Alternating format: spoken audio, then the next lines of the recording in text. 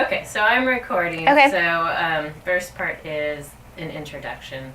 First and last name, the school we're at, district, their grade, and just a brief on the class you taught. That was algebra or, what type of mathematics. All right. So go for it. Okay, so I'm Ryan Red. This is Myrtle Grove Middle School in New Hanover County in Wilmington, North Carolina. And the class that was, did I say the class that was videoed or just? Yeah, that's fine. The class that I taught. Okay, the class that. Take it from the top. Yeah. So whenever you're ready. All right. Go for it. So my name is Ryan Red, and this is Myrtle Grove Middle School in Wilmington, North Carolina. The class I taught today was 8th grade math, and that's it. There's nothing special about them. They're just 8th grade math. Perfect. Cool. Okay. So starting off, we want to understand the decisions you made in planning for this lesson and how it fits into the unit and year. And one thing I'm forgetting too is your eye contact. Is it okay to look here? Should start. Yeah, certainly. Yep. Okay. Yep. That works for you. Good. Okay. So we want to understand the decisions you made in planning for this lesson and how it fits into the unit and year. How does this lesson connect to and build on students' prior skills and knowledge? What was taught before the lesson and what will come after it? Okay, so systems of equations is sort of our culminating concept for our unit on linear functions or functions and linear equations. So prior to this lesson, the kids have worked with constant rate of change and building on their work from 6th and 7th grade with proportional relationships going through the origin. And then we added in the initial value or the y-intercept. And we looked at just graphing equations, finding the rate of change in the context of a word problem and the initial value or the y-intercept in the context of a word problem. Then we moved into scatter plots, looking at some data and to see how linear models could describe data. And now we end up with systems of equations, which will help them look at two lines and where their lines intersect and what their solutions mean in the context of a problem. Talk about the standards or cluster targeted in this lesson. What did you do to make the lesson reflect the full intent of that standard or cluster? Okay, so I may need to use my paper for this one. I'm going to cut it. Okay. So talk about the standards or cluster targeted in the lesson. What did you do to make the lesson reflect the full intent of that standard or cluster? So the standard in this lesson is AEA as well as AEC. And those standards are about graphing a system of linear equations with two variables to correspond to the point of their intersections and to solve them in real world and mathematical problems. And for this lesson, I think it went to the fullest extent to the lesson because the students didn't start off graphing, but that's where we ended up with graphing the equations, and they graphed the equations based off of a real world situation. Which of the core action indicators do you think this lesson best exemplified, and how did you plan for this? Okay, so I'm going to grab this again. Sorry. Just keep going. Do you need to read again? Not if you know it. If you know where you're going okay. with this. Yep. Here, give me 1 sec here. Let me get the paper out. Okay, you're good. So the core actions best exemplified in this lesson are definitely core action 1. The students used all of their prior knowledge about linear equations to help them come up with the equations and the graphs and the tables for the problem. I also think it addressed the indicators of focus because it hit on the entire standard, as well as the standard calls for conceptual understanding and application, which we did both in this problem.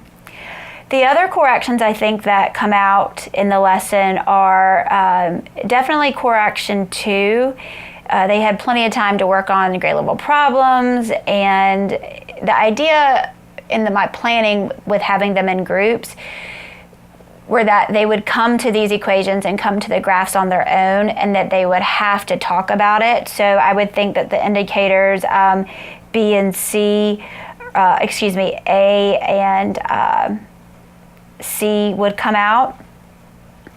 And for core action 3, I think a lot of the indicators, so A, because they had to, the question was pretty high quality in my opinion, just for regular 8th grade class. Also, it was difficult at times for the students to figure out where we were going because they didn't have, I didn't tell them what to do. I didn't say make a graph. I didn't say, you need a table. So they had to persevere throughout. And they explained their thinking really well, and they were as well as able to elaborate on each other's thinking. We're interested in how the shifts required by the CCSS are being incorporated into your classroom. First question is, discuss how this lesson illustrates the shifts required by the CCSS. So as previously said, the shifts for this standard are conceptual understanding and application. And there is a bit of procedural skill and fluency, but these standards specifically call for application and conceptual understanding. So the understanding that the equations would meet at a certain point, and they had to use the real world problem to figure out what that point of intersection meant. And sorry, I thought for a second, forgot where I was going. You want to take it from the top, or you want to continue from there?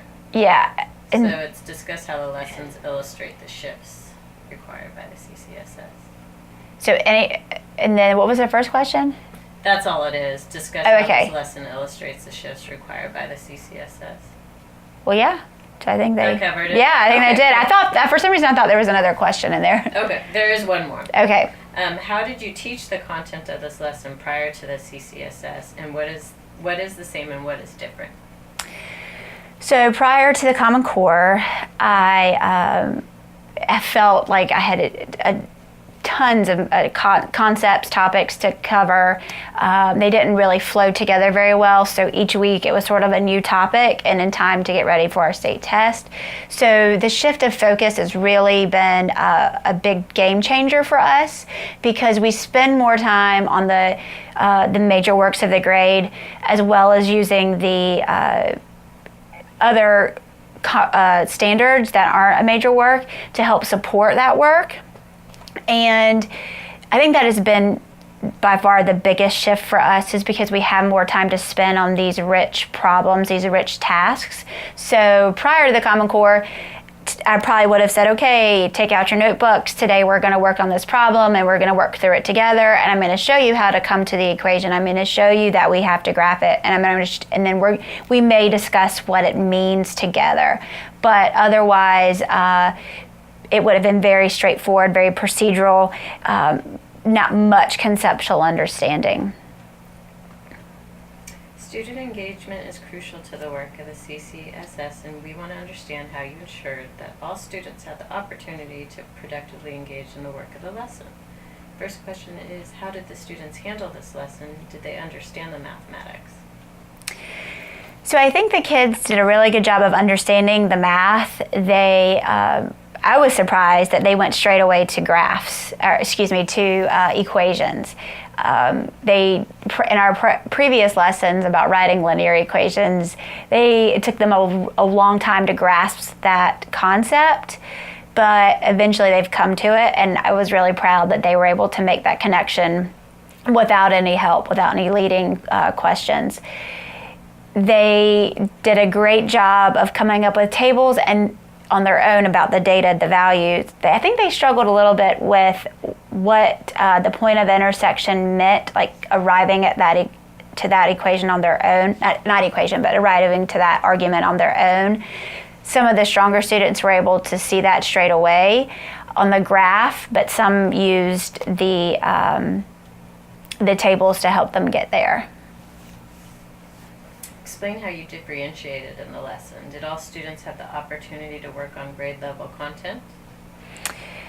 So everyone in the class had the same problem. I intentionally paired them up in groups where there was someone maybe who I used their strengths and weaknesses. So if there was, for instance, there was someone who I know could articulate more of their thinking, where there's someone who doesn't but can still do the math. So I paired them together so that maybe their arguments for a particular service could come together.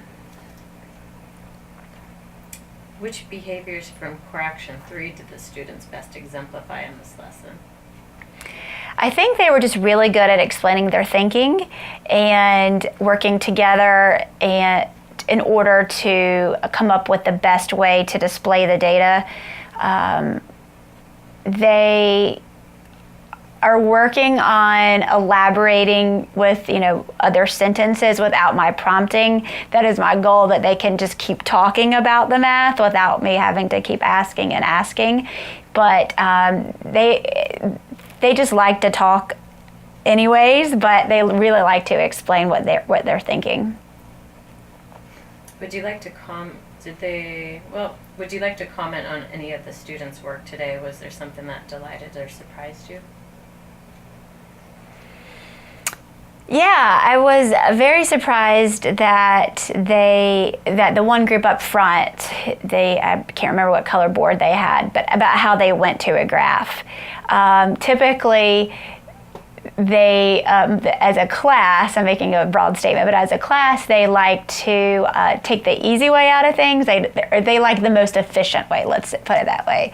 And I did not think that a table would be a way that they would choose to show the best price, or at what price is the Redbox the cheapest, or is Netflix the cheapest. So I was really surprised that the group up front came up with the graph, but I think that the fact that they came up with it on their own, and that the class was able to actually see it as a picture, kind of strengthened the rest of the class understanding of what we were doing. Great instructors are continuously learning, and we want to understand what you celebrated in this lesson and what you would improve upon. Reflecting on the lesson, what worked well and what might you do differently? Okay, I'm gonna need a second to think about this one. I'll pause too. Okay, so again, reflecting on the lesson, what worked well and what might you do differently?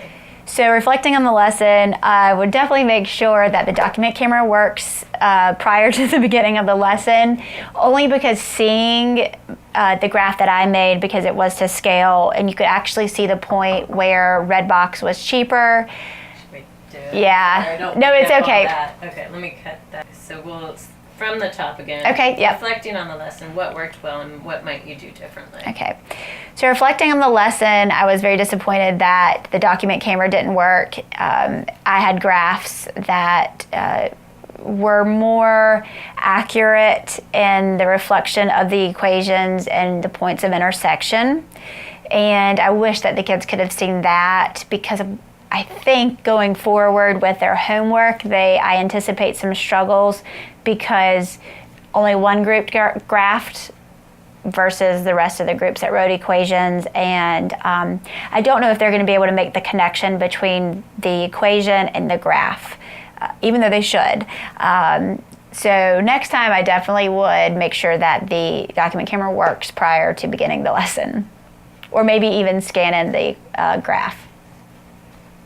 Last question is, were there any surprises or unexpected student behaviors or reactions? I definitely was surprised at the fact that they wanted to keep talking about TV, watching the TV shows, which really didn't have anything to do with our problem. I think they just were able to relate so well to the problem, because they use it in their lives, that they had a difficult time setting that aside. But otherwise, I think it went well. You're done. Okay, good.